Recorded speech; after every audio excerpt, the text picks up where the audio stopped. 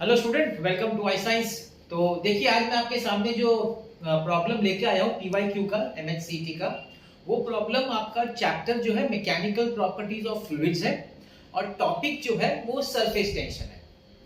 देखिए, वापस मैं आपको बता रहा हूँ कि मैं जो क्वेश्चन लाता हूँ वो पीवाईक्यूज का अच्छा क्वेश्चन जिसमें ट्रिक हो, थोड़ा ट्रिकी हो, वैसा सिलेक्ट करता हूँ। दूसरा, मैं सेम टॉपिक का क्वेश्चन रिपीट नहीं करता अपने वीडियोस में, कंटिन्यूस होना चाहिए एक के बाद एक, तो सेम टॉपिक का नहीं करता हूँ। मैं कोशिश करता हूँ टॉपिक्स अलग अलग लूँ।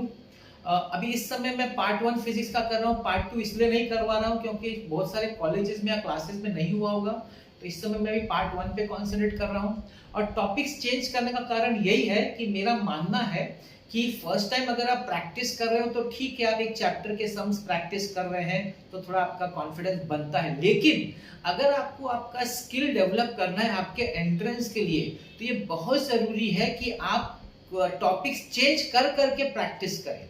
एक चैप्टर लेके हर बार मत किया करिए, उससे क्या होगा, आप चैप्टर वाइज आपका कंसंट्रेशन हो जाएगा, जबकि आपका एग्जाम जो होता है उसमें सब मिक्स होता है ना चैप्टर्स, तो वो भी स्किल आपको डेवलप करना पड़ेगा। तो मैं कोशिश करता हूं इसीलिए कि चैप्टर्स चेंज करूं, टॉपिक्स चेंज करूं, वैसे आपके सामने लाऊं। चलिए आज का सम देख लेते हैं। जैसे मैंने कहा, सरफेस टेंशन है from the chapter of mechanical properties of fluids. ठीक है। अंडर आइसोथर्मल कंडीशंस, दो सोप बबल्स हैं, two soap bubbles of radii R1 and R2 combine to form a single soap solution.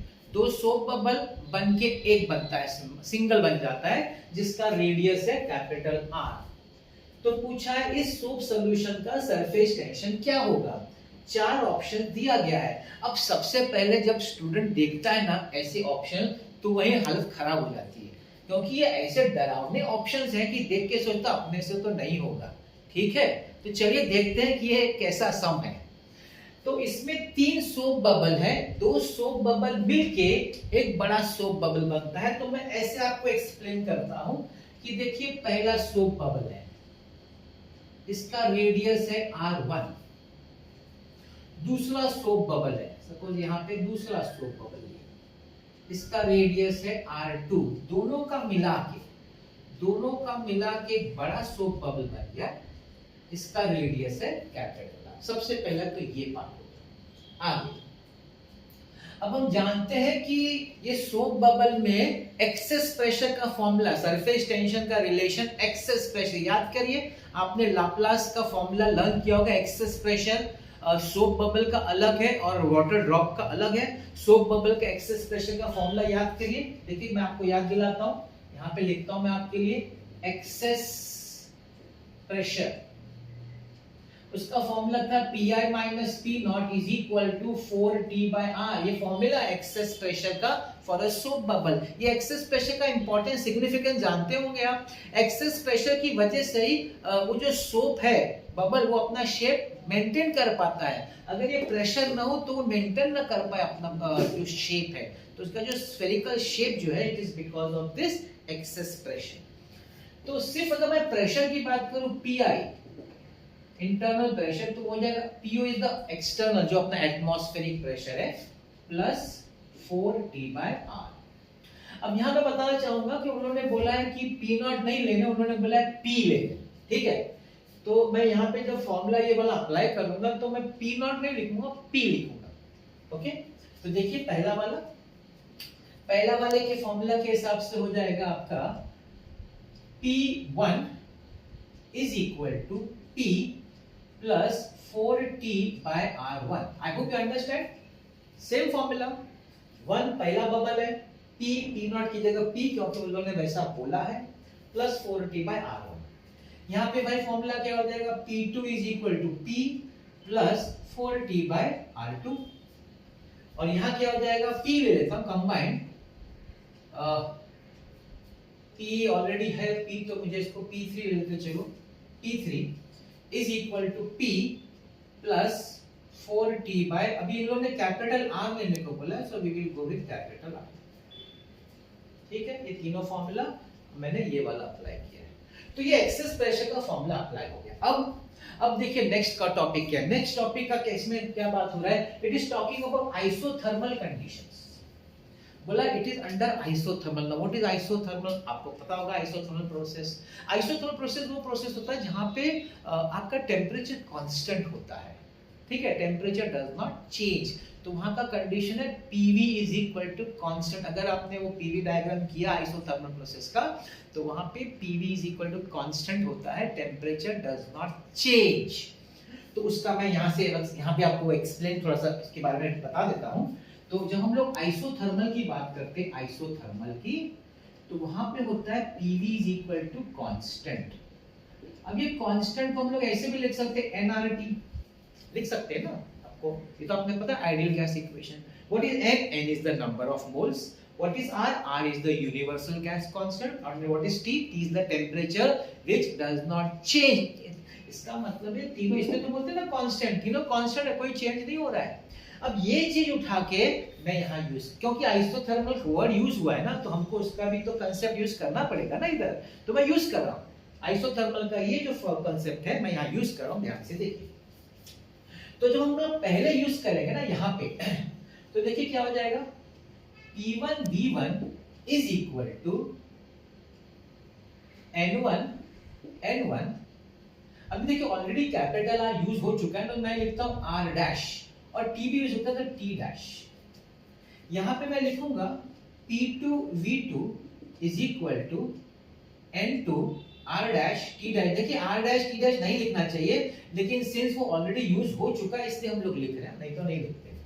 यहां लिखूंगा P3V3 is equal to N, अभी ये दोनों combine हो गए, देखिए मैं लिखूंगा N1 प्लस N2, दोनों बबल्स का कंबाइन हो गया ना, N1 plus N2 R dash T dash.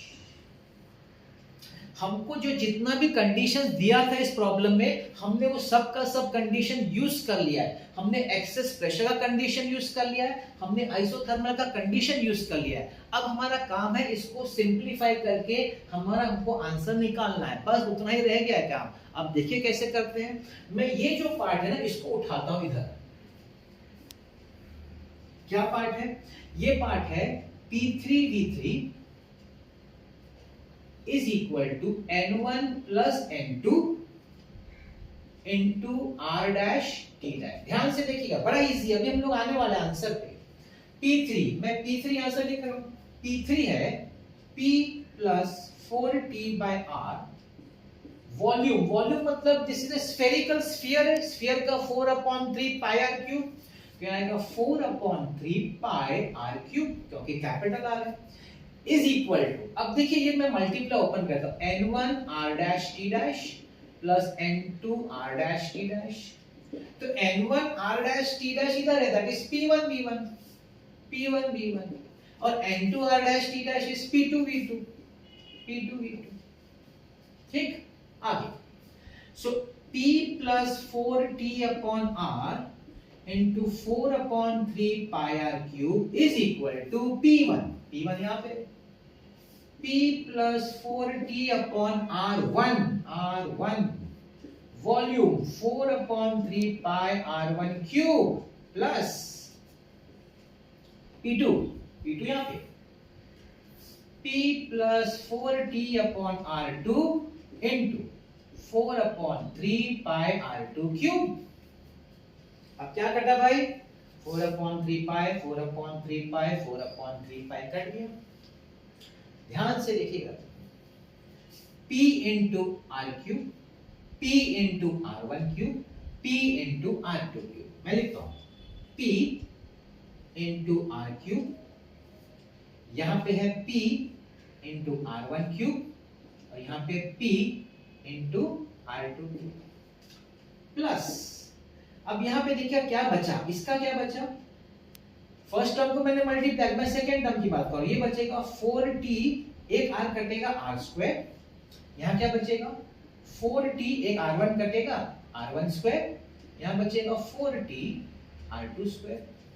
We are coming to the answer, just have a look, P P P यहां ले आओ, सबको कॉमन बना के क्या बचा R क्यूब, ये यहां आएगा तो माइनस R1 क्यूब, ये यहां पे आएगा तो minus R2 cube is equal to 4T common 4T, यहां से क्या बचेगा R1 square plus r2 square और ये वाला राइट में जाएगा तो माइनस r स्क्वायर।